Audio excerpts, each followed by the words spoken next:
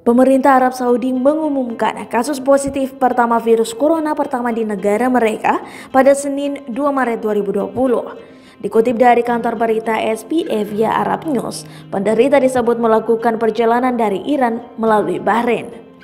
Kementerian Kesehatan Arab Saudi mengatakan, dalam rangka tindakan pencegahan pihaknya telah mengirim tim untuk menyelidiki dan mengambil sampel pasien tersebut.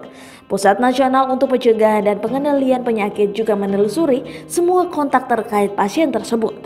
Arab Saudi seperti dikutip dari Reuters, mengatakan pada Minggu 1 Maret 2020 pihaknya telah menyiapkan 25 rumah sakit untuk menangani setiap kasus virus corona yang mungkin terdeteksi di kerajaan tersebut. Persiapan itu sebagai bagian dari langkah pencegahan termasuk upaya sebelumnya dengan menutup perbatasannya dengan jemaah umroh.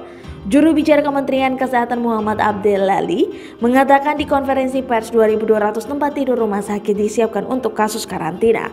Arab Saudi yang memiliki 2 situs paling suci Islam pekan lalu mengumumkan larangan orang asing datang ke kerajaan untuk umrah yang dapat dilakukan setiap saat sepanjang tahun ini, termasuk melarang kedatangan jemaah dari setidaknya 25 negara di mana virus telah ditemukan.